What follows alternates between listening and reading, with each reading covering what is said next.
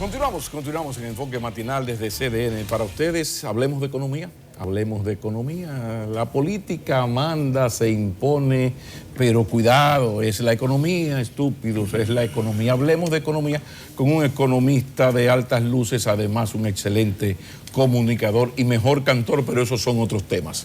Bienvenido a Enfoque Matinal, Henry Ebrard. Muy buenos días, Henry. Mis saludos. Muchas gracias por la invitación. También muy buenos días a ustedes, a pesar de esta nube de arena que nos está fastidiando un poco la respiración, pero eso es parte de las cosas del ambiente. Bueno, buenos días, Henry.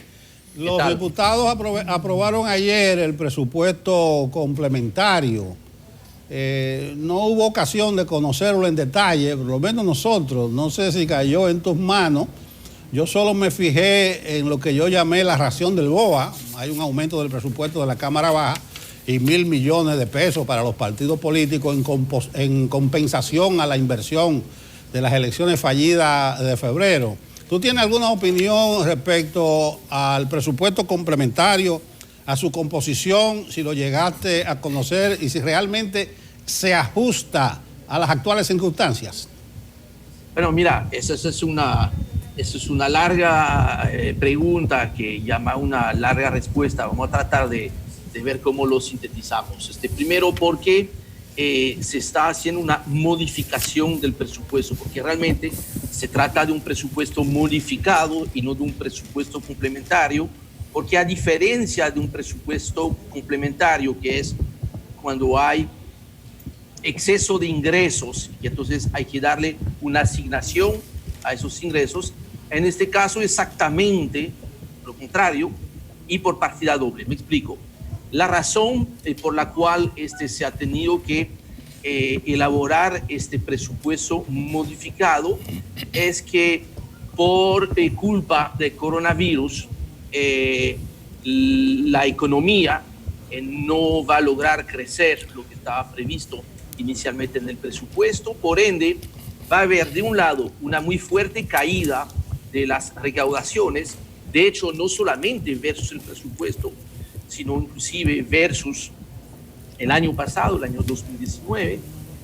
Entonces hay que buscar manera de compensar esta caída de ingresos, y por otro lado, por la misma razón del coronavirus, se ha tenido, especialmente en el segundo trimestre del año, se ha tenido que incrementar fuertemente los gastos por las transferencias sociales absolutamente necesarias, todos esos programas, fase 1, fase 2, PATI, quédate en casa, y el mismo incremento también necesario en los gastos de salud.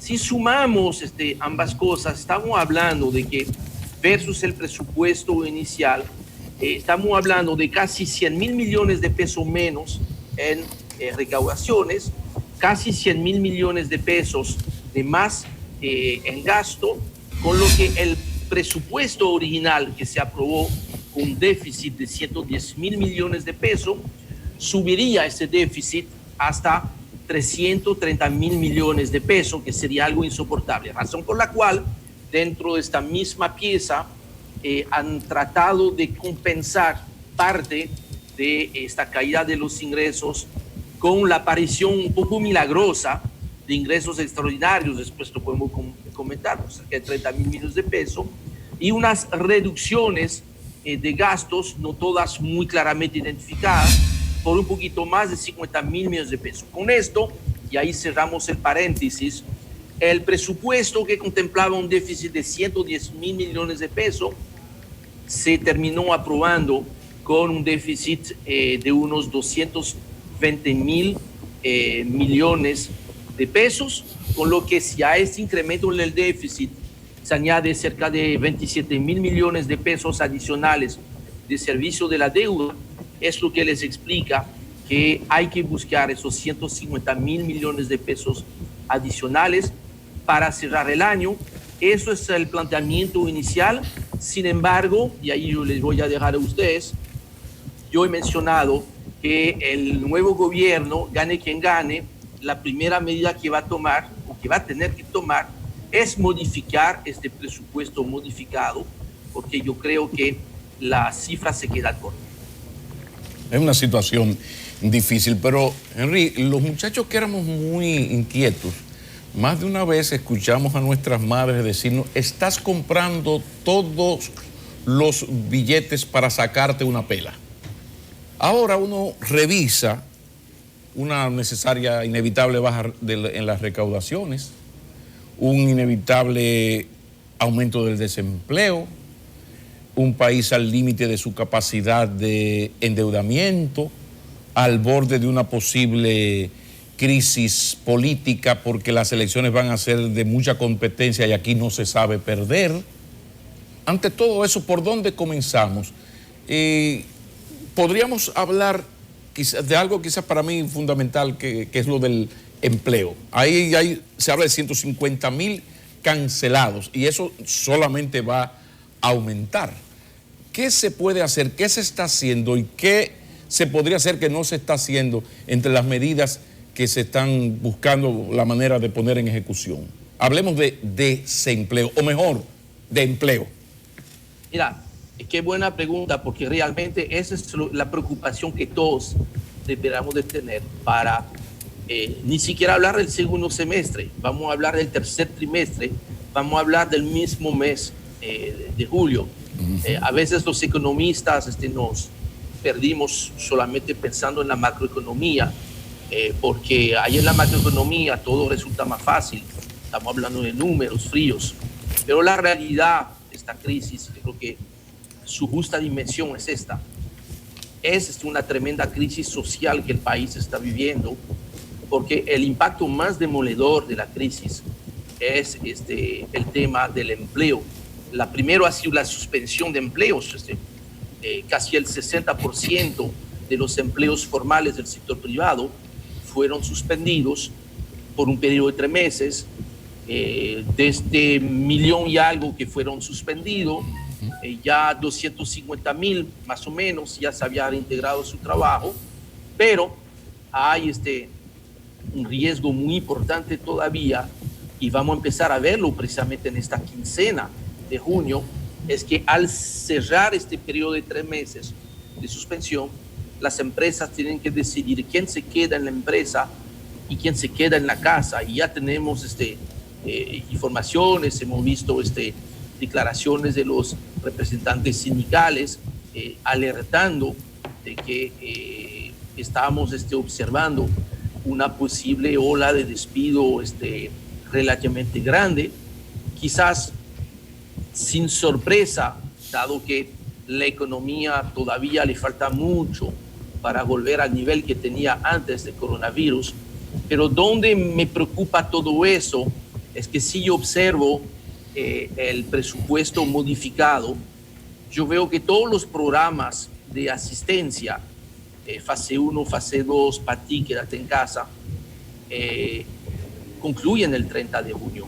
No hay ninguna partida presupuestaria contemplada en este presupuesto modificado para que a partir de julio sigan esos programas, y yo creo que va a ser necesario eso. Y tampoco está en este presupuesto las medidas de relanzamiento de la economía, de acompañamiento de especialmente esas micro y pequeñas empresas que enfrentan grandes dificultades al volver a esta nueva normalidad, porque llegan con muchas deudas acumuladas, porque recuerdan que no hubo condonación de pagos, lo que hubo fue postergación de pagos, o sea que se están acumulando varios meses de factura, y al mismo tiempo el nivel de actividad, si te llega al 30, al 50% de lo normal, no te está yendo mal. Entonces esto hace que efectivamente, si no hay programas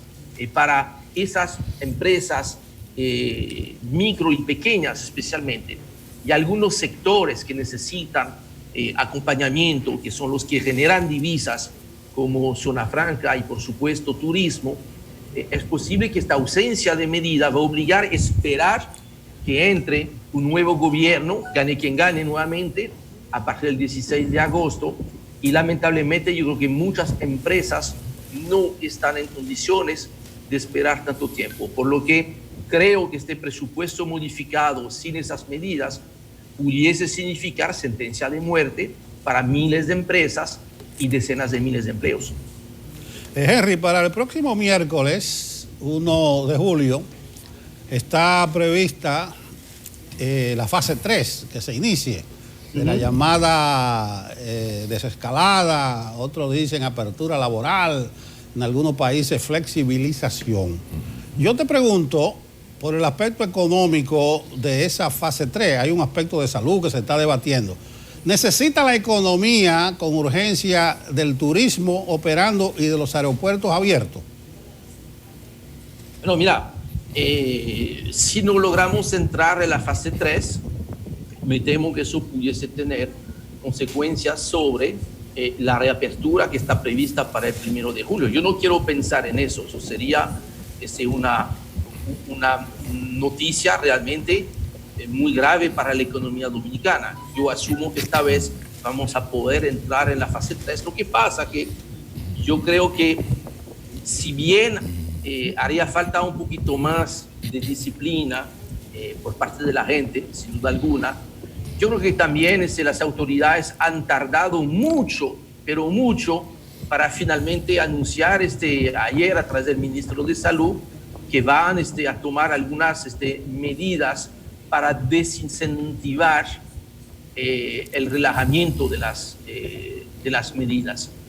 Creo que ahí todos tenemos que tomar conciencia de que lo peor que nos pudiese pasar ahora es no lograr avanzar en la desescalada. Yo creo que es fundamental que podamos seguir abriendo todas las actividades y especialmente esto del 1 de julio. Se está esperando para julio, de acuerdo a las cifras que ha anunciado hace unas horas, de 70 a 100 mil turistas desde fuera, que obviamente es una cifra que luce muy grande cuando la comparamos a, lamentablemente, la situación que fue abril, mayo y junio, con básicamente cero.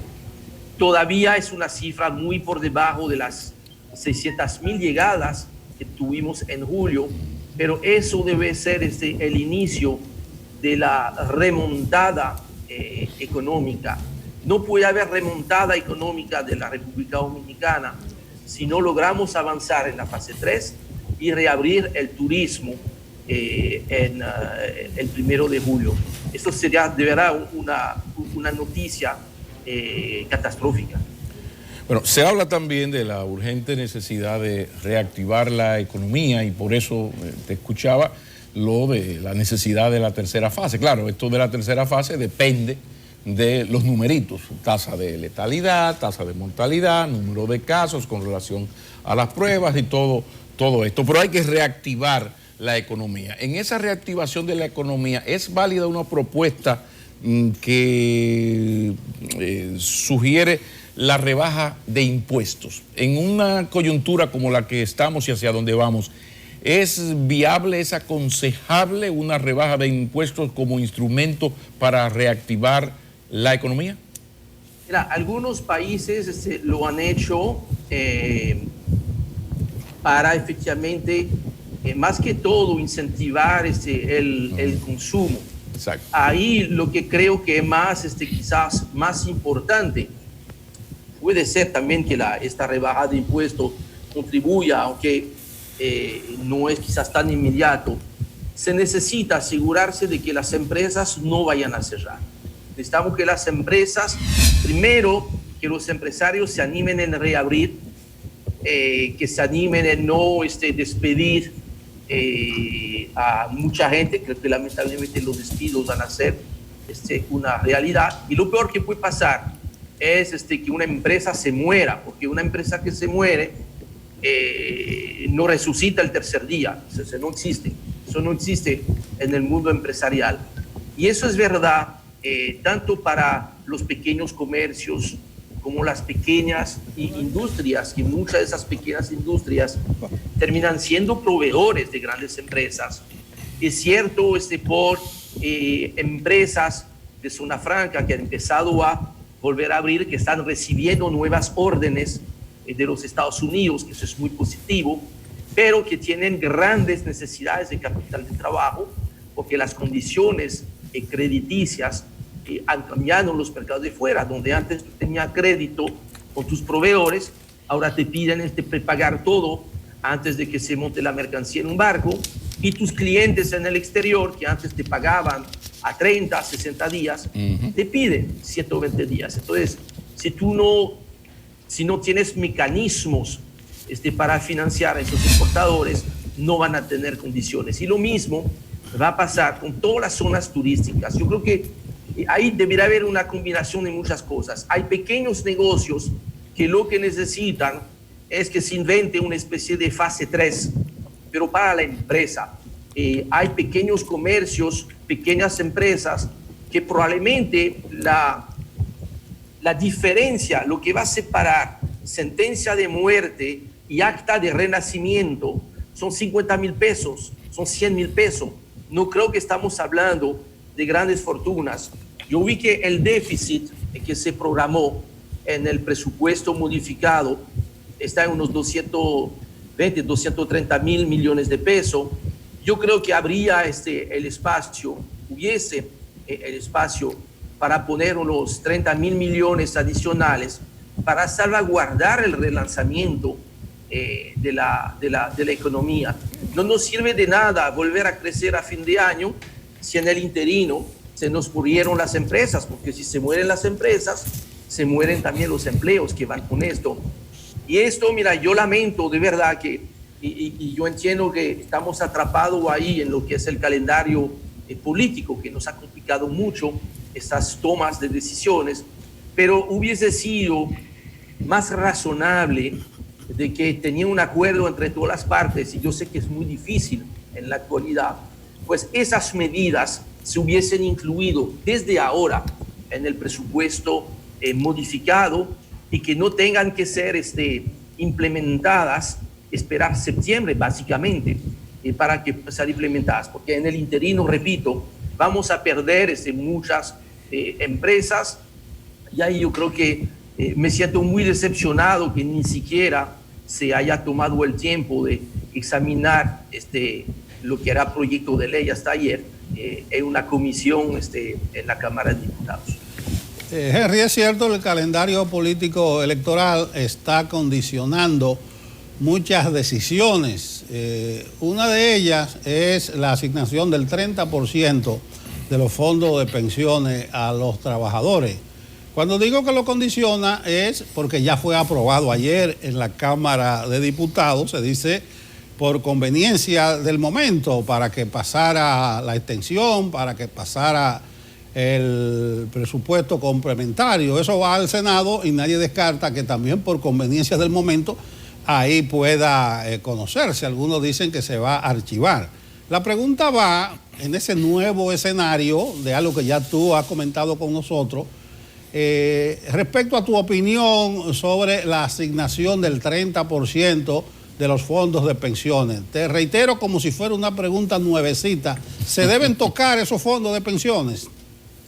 Mira, como repetiste la pregunta, voy a repetir la respuesta, que obviamente no es una respuesta para ser popular, pero yo quiero tratar de ser responsable y explicar la posición. Yo desde el principio, yo he manifestado que eso era una muy mala, buena idea. ¿Por qué digo eso? Porque primero es cierto, mira, hay una necesidad y hay un justo reclamo de miles y miles de gente que se han encontrado básicamente completamente fuera de base económica porque le han suspendido. Tenemos una ley que contemplaba hace 20 años haber implementado un seguro de desempleo que hubiese sido la respuesta ideal para esta situación. Nunca se ha cumplido con esta parte de la ley y el resultado hubo que inventar un fase 1, fase 2 que por más incompleto que sea, por lo menos resolvió alguito, pero ese alguito es muy insuficiente y por supuesto la gente está reclamando que se le dé dinero. Hay que darle dinero a la gente, pero yo creo que la forma no debe ser esta. ¿Por qué? Porque independientemente del posible impacto macroeconómico que puede tener sobre la estabilidad, y no quiero meterme por ahí, quiero meterme por el hecho de que si para pagar la crisis, los platos rotos de la crisis, se le dice a la gente, bueno, mire, tomen su dinero y ustedes costeen esto, yo creo que es muy injusto, porque no le corresponde a la gente con su dinero pagar esto. Esto es, mira, yo creo que se está aprovechando el desespero legítimo de la gente, que frente a la ausencia de respuesta, una respuesta mejor estructurada desde el Estado, se le va a terminar quemando esos ahorros. Y dicho de paso, nada está contemplado para reponerle este dinero a la gente. ¿Y qué pasa si dentro de 3 o 4 meses la crisis sigue, la gente habrá utilizado eso, vamos a seguir distribuyendo eso para que al final la gente no tenga absolutamente nada? Cuando había la posibilidad, había el espacio fiscal, creo yo, desde el Estado para tener un paquete bien orientado hacia los que primero los necesitan, que son los que han sido cancelados y los que han sido suspendidos. Pero distribuir dinero a gente que todavía está trabajando, esto primero, no había necesidad de esto, y como no había necesidad de eso, es posible que entonces esos pesos que se van a liberar, que no necesitan ser gastados porque parte de la gente que lo va a recibir, los más favorecidos inclusive, tienen su salario, pues o bien va a empezar a gastarlo en cosas que no son probablemente primordiales, pero el mayor riesgo, y lo hemos visto recientemente, es que eso puede disparar la tasa del dólar. Ahí yo no estoy hablando de la gente suspendida, estoy hablando de que si se distribuye el 30% a todo el mundo que esté o no trabajando, ahí estamos haciendo que los más golpeados van a terminar pagando con su propio dinero eso, porque no se le quiere dar una respuesta desde el Estado. Eso es muy injusto. Y por el otro lado, entonces la gente que no lo necesita, que son la gente más acomodada, pues van a utilizar este dinero para cosas que no son de la urgencia del momento. Nuevamente, yo creo que es una muy mala, buena idea, y nuevamente yo me solidarizo completamente con la gente que está reclamando dinero, pero yo creo que no se le está dando la buena respuesta, y de cierto modo yo veo como una especie de engaño que se le está metiendo a la gente con eso. La gente no debe estar pagando con su propio dinero. Enrique, cuando uno fue joven alguna vez, estudiando economía, escuchó aquella definición de que la economía era la administración de la escasez. Entonces, de repente tenemos un gran problema, que en el centro está el dinero. Y dentro de este tema del dinero está el de nuestro endeudamiento. Los números reales de la economía dominicana en cuanto a endeudamiento y la capacidad de la economía dominicana para resistir lo que se le echa encima, que implica casi irremediablemente un mayor nivel de endeudamiento. ¿De qué estamos hablando? ¿Por dónde anda el déficit fiscal? ¿Dónde podría llegar? ¿Qué tan resistente podría ser la economía en el tema del endeudamiento ante lo que le viene encima? Porque ya lo decías, estos desfases y estos programas de solidaridad no pueden ser permanentes. En algún momento hay que hacer el cambio. Por favor. Bueno, de hecho, el cambio, en esta materia, el cambio ya llegó. O sea, el 30 de junio se acabó. Ya no hay fase 1, no hay fase 2, no hay para ti, no hay para mí tampoco, y no hay quédate en casa. Eso no, o sea, lo que se aprobó como presupuesto modificado no son recursos adicionales. Esencialmente es reconocer lo que se tuvo que hacer. Y no estoy diciendo que está mal. O sea, esencialmente se está reconociendo las cosas hasta el 30 de junio, y eso se está dejando a las próximas autoridades a ver cómo van a resolver. Además, tomen en cuenta de que el marco macroeconómico que se ha utilizado para hacer estas reproyecciones, claro, en el futuro, sobre el futuro cada quien puede pretender tener una bola de cristal que funciona mejor que la del otro, pero el presupuesto modificado se elaboró sobre la base de que la economía dominicana iba a cerrar el año con crecimiento cero. Esto es muy, pero muy optimista. ¿Y por qué digo eso? Porque ya, según el propio Banco Central de la República Dominicana, a abril, la economía dominicana estaba acumulando ya una caída de un 7.5%. Un 7.5%.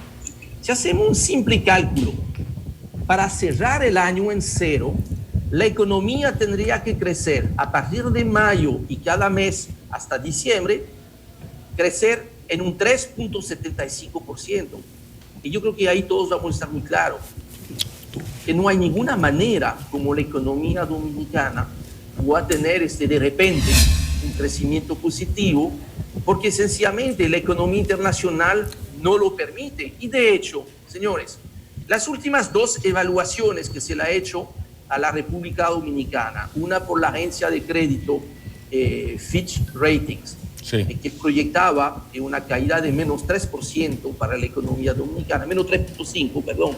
Y la otra, la semana pasada, de la revista británica The Economist revisó a la baja su expectativa de menos 3 a menos 6.5%. O sea que lo más lógico es que la economía dominicana caiga un poquito menos, eso sí, en los próximos meses, en la medida en la cual empieza a recuperarse la economía, pero eso quiere decir que la caída de ingresos va a ser mayor que la caída de ingresos que está proyectada en el presupuesto modificado, lo cual quiere decir, y con eso lo juntamos con el endeudamiento, que el próximo equipo económico que va a acompañar al próximo presidente de la República va a tener que, al mismo tiempo, inmediatamente presentar un nuevo presupuesto 2020 modificado, o sea, modificar el presupuesto modificado para reconocer, uno, la caída adicional de los ingresos y dos, las medidas adicionales para acompañar la economía por lo que queda del año y obviamente trabajar en el presupuesto 2021 que lo tiene que presentar, si no mal recuerdo, el 1 de noviembre en este caso, y esto me da la impresión de que es inevitable que este presupuesto se confeccione con una reforma fiscal, ya que si este año el endeudamiento no es un problema, hay que tratar de conseguir todo el dinero que te puedan prestar fuera del país. Esta situación no se va a repetir en el 2021. O sea que hay que aprovechar las circunstancias del 2020, porque ya a partir del 2021 ya viene el apretón. Muchísimas gracias al economista Henry Ebrard. Gracias por acompañarnos y por darnos estas opiniones tan orientadoras. Como siempre, un gran placer, Henry. No, muchas gracias por la invitación. Nada más, si me permite, pónganle mucho ojo también a una noticia en desarrollo que empieza a ser una muy mala noticia para la República Dominicana. Ayer el petróleo ya pasó el techo de los $40. Esta mañana ya estaba arriba de $41. Y una de las muy pocas buenas noticias económicas que teníamos este año, que era el derrumbe de los precios del petróleo, ya se está desvaneciendo. Y esto no nos va a ayudar en el segundo semestre. El pueblo dominicano lo dice mejor que economistas, periodistas y sociólogos. Aquel que tiene de todo con un tesoro se topa, pero el que está desnudo, todo le viene menos ropa. Gracias, Henry. Continuamos en Enfoque Matinal. Gracias por la invitación.